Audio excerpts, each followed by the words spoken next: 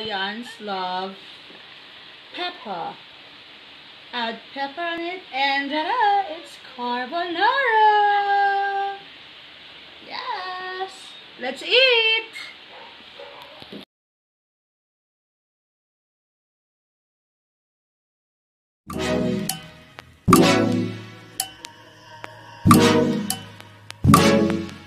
Hello! Nandito na naman po tayo sa aking YouTube channel, Ang The Moms! Okay, so ngayon, meron tayo isang gagawing dish. So, magluluto naman ako ngayon. So, may nakita ako si Vincenzo's Plate. Yan. So, it was about Italian dish. Mga spaghetti, carbonara, ganyan. Because we all know na sa kanila yan nag-start. Or, kumbaga, yan ang pride ng kanilang bansa.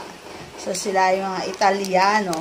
So, yung carbonara. So, Italians are very definite. They are very definite with the ingredients that we use. So, most probably, yung carbonara, nasyak ako, yung carbonara pala na nakagisnan ko at na kasanayan ko lutuin is not the authentic carbonara ng mga Italiano. As I watched the video, kung paano siya niluluto, so there are some ingredients that is really hard to find here in our country. No? So, dito sa aking content ngayon, itatry natin gumawa nung authentic carbonara Italian style. Okay, Italian style. Susubukan natin yung hindi masyadong authentic kasi may mga may mga mahirap yung ingredients. So instead of guanciale, yung isa sa mga ingredients niya yung guanciale is really hard to find here. So I used bacon. So, pwede naman daw yung cured bacon. So, and pancetta. Wala ring pancetta dito. So, yung guanciale, based on his video, yung pisingin ng pig na kinure for many months. Yung pancetta, yun naman yung belly, pork belly din na kinure. Pero walang ganun dito. Wala akong nahanap. Ang hirap maghanap. So, Vincenzo's Plate. So, pasensya na wala akong nahanap na guanciale at pancetta para doon. Yan. Kaya almost authentic lang to. Almost. So, hindi pa gano'n. Kasi iba daw yung lasa ng guanciale at saka ng pancetta. And also the cheese. Wala rin ako nakita ditong pecorino cheese. So, I just use Parmesan cheese. O Parmigiano, kung pares lang sila. So, that's why, ano lang to, almost authentic. Almost lang.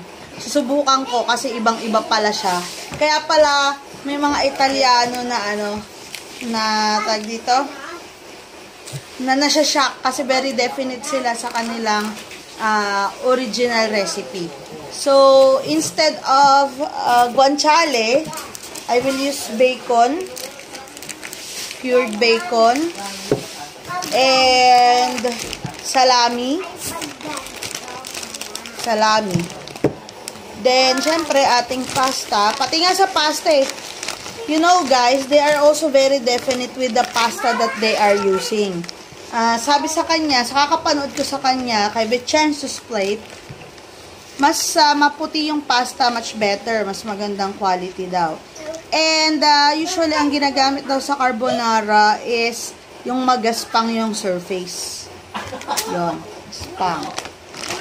So, natuwa naman ako kasi yung pagluto niya ng pasta, almost the same. Tama pala yung ginagawa ko. And we also have the Parmesan, ungrated Parmesan cheese kasi wala naman din ako nakita na buong Parmesan para i-grate. Then, we also have pepper, and I also learned from him that carbonara really has peppers because it's from the word carbon, the carbonara, carbon. So, dahil daw yun sa pepper. So, they do not call it carbonara pag walang pepper. Ako, mahilig din ako sa pepper, pero mas ginagamit ko yung powdered. Siya yung medyo, yung durog lang, or granulated. Then, eggs. So, dun ako na shocks na. May egg pala. So, we are not doing it right, the authentic way of carbonara. Kasi naging commercialized na lang, kaya siguro nagagamit na ng heavy cream. So, we'll try it now. So, I've taken the opportunity para makapagluto dahil kami ay nag-celebrate ng 12 years wedding anniversary ng aking kaaway. Okay? Ng aking jowa boss, ng aking hobby. 12 years. 12 years na. 12 years na kami parang aso't pusa. Char. Okay? Siyan, 12 years kami maraming kwentuhan. Pag may mga hindi masabi sa kanya, kami lang nagsasabihan, kami lang nagkukwentuhan dalawa kahit sa kapitbahay. Okay, let's go na dun sa ating pagluluto. So, dapat daw unahin pag-prepare ng sauce. Okay? For the sauce. Sige, tingnan natin. In 3, 2, 1. So, ang sabi is pagsamahin yung mga ingredients. So, egg. So, maglalagay ako ng 5 eggs. So, lahat na daw ilagay. Para wala daw sayang. 1.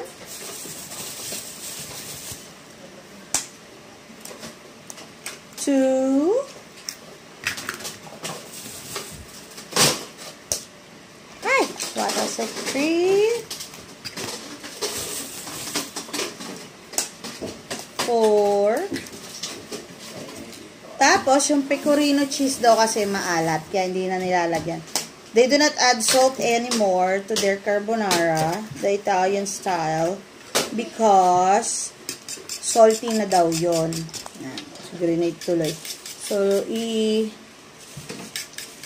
scramble natin. Tapos, let's add the cheese. Sorry na, Vicensos. Wala akong ano eh. So, grated lang meron na parmesan sa grocery namin dito sa Pilipinas. So, pwede naman daw ilagay as much as we want. So, yeah, mag-scoop tayo ng cheese. As much as we want.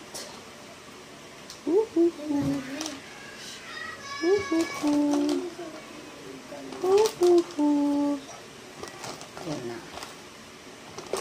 Daming cheese. So, dapat daw talaga pecorino. At parmigiano. Ewan ko, parmigiano, parmesan. Paras lang yun. Okay. Then, haluin natin sila. Wow! See? So, ganyan siya.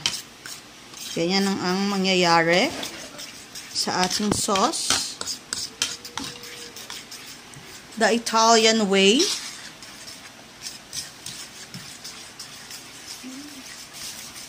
Yeah, it looks so delicious. So this will be the first time that I will try this. So I used to cook carbonara the way that the Filipinos know it. But then again, when I watch the show of Vicenzo's Plate, so sa kanyang YouTube channel, I discovered that I'm doing it the wrong way.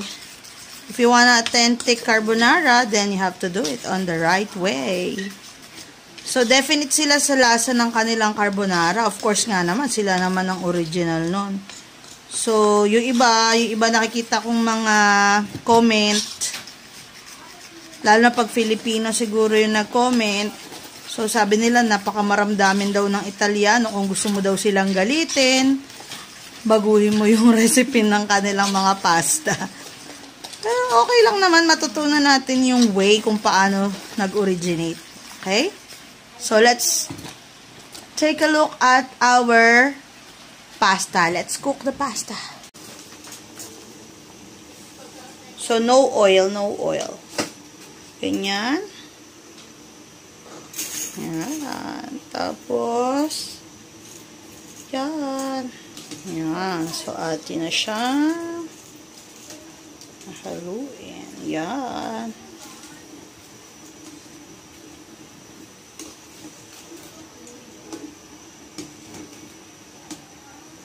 And then, let's add salt. Yan. So, let's add salt. Instruction, you can cook this 8 to 9 minutes. So, 8 to 9 minutes, but then, said, pag sinabing 8 minutes, so mga 7 minutes lang. Kasi, lulutuin mo pa siya kasama ang sauce. Okay.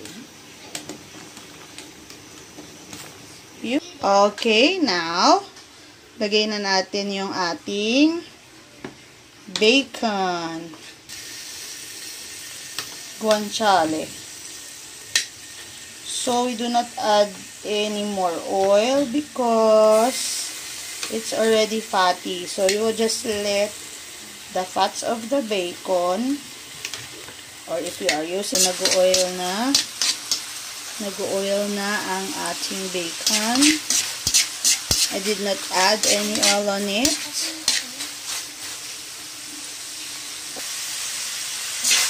Okay, so I did not add any oil on this one. And then, I just don't know if I remember it right. Parang nabanggit niya, we can use salami. Hindi ko maalala kung salami or whatever. I forgot. Nung nanood ako sa kanya, may isa siya nabanggit. I just don't know if I remember it right. No need to add oil. Let the bacon do it.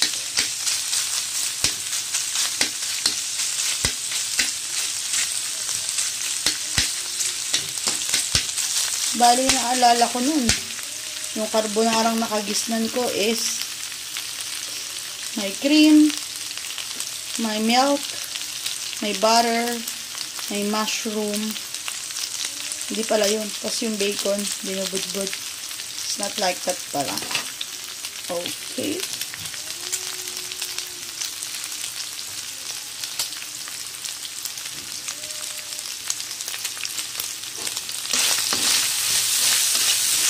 Yeah.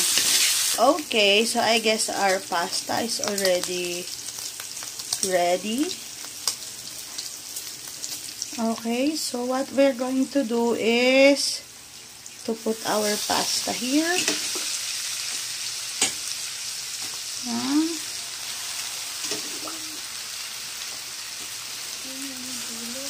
Yun.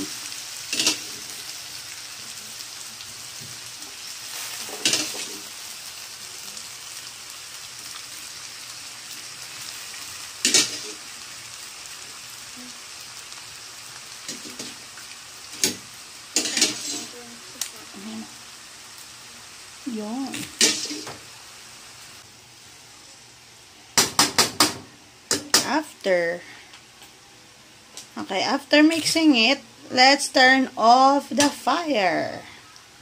Turn off the fire before we put the cheese sauce, okay? Okay, so it looks like that. Haluin. Tas, tsaka natin ilalagay. So, turn off na yung fire. Tsaka natin ibubuhos yung ating sauce.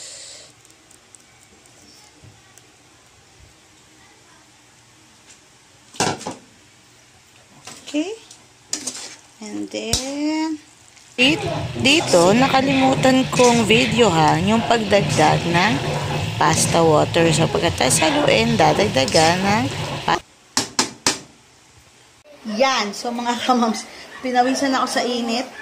So, ito na yung ating almost authentic carbonara. You can add more cheese and pepper.